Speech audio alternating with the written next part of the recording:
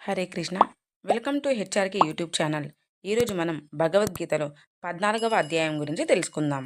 14వ అధ్యాయము గుణత్రయ విభాగ యోగం.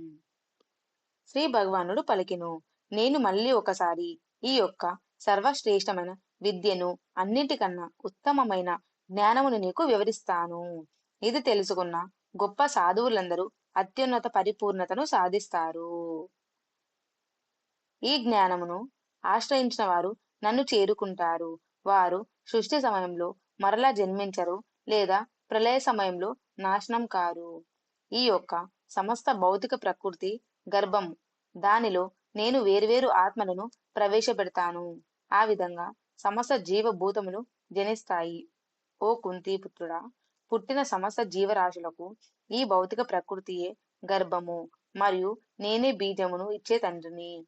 ఓ మహాబావులు కల అర్జున, భౌతిక ప్రాకృతిక శక్తి అనేది త్రిగుణములను కలిగి ఉంటుంది. సత్వగుణము, రజోగుణము మరియు తమోగుణము.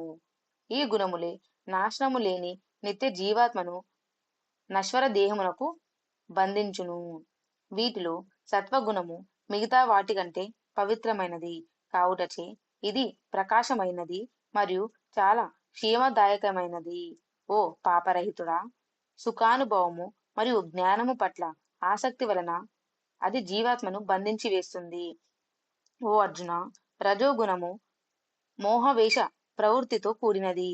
అది ప్రాపంచిక కోరికలు మరియు మమకారముల వల్ల జనిస్తుంది మరియు ఆత్మను కర్మల పట్ల ఆసక్తిచే బంధించి వేస్తుంది. ఓ అర్జున, అజ్ఞానముచే జనించిన తమోగుణము జీవాత్మల యొక్క మోహభ్రాంతికి కారణము. అది సమస్త జీవరాశులను నిర్లక్ష్యము, సోమరితనము మరియు నిద్రచే భ్రమకు గురి చేస్తుంది. సత్వము వ్యక్తిని భౌతిక సుఖాలకు కట్టివేస్తుంది. రజోగుణము జీవాత్మకు కర్మల పట్ల ఆసక్తి కలిగి చేస్తుంది మరియు తమోగుణము జ్ఞానమును కప్పివేసి వ్యక్తిని మోహభ్రాంతికి బందివే.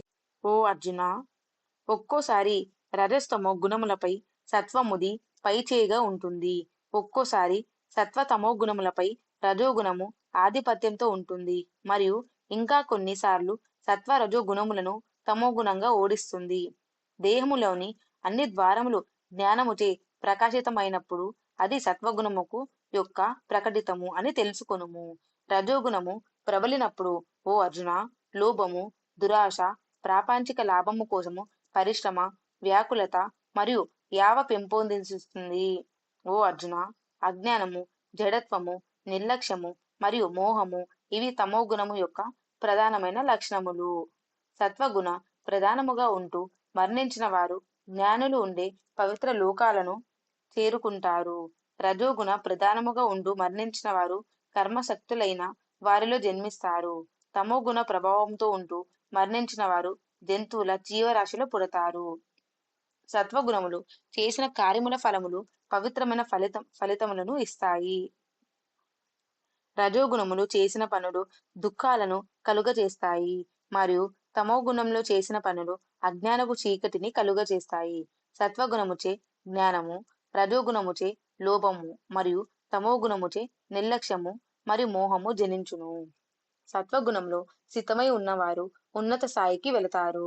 రజోగుణంలో స్థితమై ఉండేవారు మధ్య స్థాయిలోనే ఉండిపోతారు. తమో గుణంలో స్థితమై ఉండేవారు అధోగతి పాలవుతారు. అన్ని కార్యములలోనూ కర్తలు ఈ త్రిగుణములే తప్ప వేరే ఇతర ఏవీ లేవు అని ఎప్పుడైతే వివేకవంతులు తెలుసుకుంటారు మరియు నన్ను ఈ గుణములకు అతీతునిగా తెలుసుకుంటారు, వారు నా దివ్య స్వభావాన్ని పొందుతారు. శరీర సంబంధిత ప్రకృతి త్రిగుణములకు అతీతముగా అయిపోవటం వలన వ్యక్తి జన్మ, మృత్యువు, వృద్ధాపము మరియు దుఃఖముల నుండి విముక్తి పొంది అమరత్వం పొందుతాడు. అర్జునుడు ఇలా అడిగాడు, ప్రకృతి త్రిగుణములకు అతీతముగా అయిన వారి లక్షణములు ఏ విధంగా ఉంటాయి? ఓ ప్రభు, వారు ఏ విధంగా ప్రవర్తిస్తారు? వారు త్రిగుణముల బంధమునకు అతీతముగా ఎలా అవుతారు?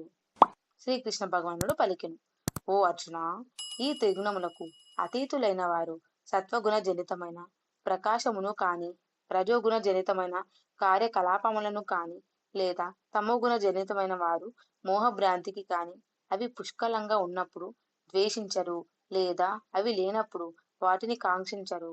వారు ప్రకృతి గుణముల పట్ల తటస్థముగా ఉదాసీనంగా ఉండి వాటిచే అలజడికి గురికారు. గుణములే ప్రవర్తించుచున్నామని తెలుసుకుని వారు నిశ్చలముగా ఆత్మయందే స్థితమై ఉంటారు. సుఖ దుఃఖాలలో ఒక్క రీతిగానే ఉండేవారు ఆత్మభావన ఎందే స్థితమై ఉండేవారు. మట్టి ముద్ద, రాయి మరియు బంగారము వీటన్నిటిని ఒకే విలువతో చూసేవారు. అనుకూల లేదా పరిస్థితులు ఒక రీతిగానే ఉండేవారు తెలివైన వారు. నిందాస్తులను రెండింటి సమముగా స్వీకరించేవారు. గౌరవమును, అవమానమును ఒక్క రీతిగానే తీసుకునేవారు. శత్రువుని, మిత్రుడిని ఒకేలాగా చూసేవారు. అన్ని యత్నములను విడిచిపెట్టిన వారు. వీరు త్రిగుణములకు అతీతులైన వారు అని చెప్పబడుతారు. నిష్కలమైన భక్తి ద్వారా నన్ను సేవించిన వారు ప్రకృతి త్రిగుణములకు అతీతులై పోదురు మరియు బ్రహ్మన్ స్థాయికి చేరుతారు. అనశ్వరమైన, అవ్యయమైన, నిరాకార బ్రహ్మమునకు, సనాతనమైన ధర్మమునకు మరియు అఖండమైన దివ్య ఆనందమునకు నేనే ఆధారమును.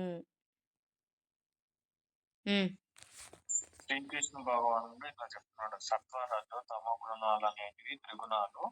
సత్వగుణం అనేది మనకు ముఖ్యమైనది అని శ్రీకృష్ణుడు చెప్తున్నారు. రజోగుణం ఉండే వాళ్ళు అంత ఆవేశపూర్వకమైన నిర్ణయాలు అలా తీసుకునేటోళ్ళంట. రజోగుణాలు వాళ్ళు ఎప్పుడు పైకి వెళ్ళరు, ఇట్లా అని కిందికి రారు, నార్మల్ గానే ఉంటారు. తమో గుణం ఉండేటోళ్ళంతా సోమరిపోతులుగా నాకేం పని అనేటోళ్ళు అధాపాతాలోనికి వెళ్తూనే ఉంటారు జ్ఞానం లేక. ఇవి వీటి గుణాలు. వీటికి అతీతంగా ఎలా ఉండాలి అనేది అర్జునుడు అడుగుతాడు. అతీతంగా ఉండాలి అంటే బంగారాన్ని గాని రాయిని గాని రెండింటిని సమానంగా చూసే దృష్టి ఉండేటోళ్ళు అతీతంగా ఉండగలుగుతాడు అని శ్రీకృష్ణుడు అర్జున్తో చెప్తున్నాడు.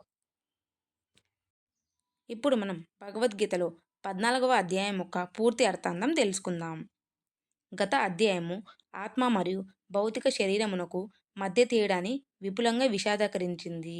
ఈ అధ్యాయము దేహము మరియు దాని మూలకముల యొక్క మూలశక్తి అయిన భౌతిక శక్తి యొక్క స్వభావమును వివరిస్తుంది.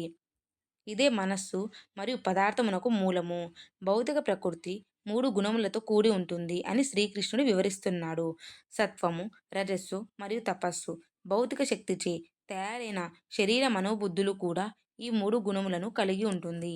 ఈ 3 గుణముల కలయిక మనలో ఏ పాలల్లో ఉన్నది అన్నదని బట్టి మన వ్యక్తిత్వము ఆధారపడి ఉంటుంది.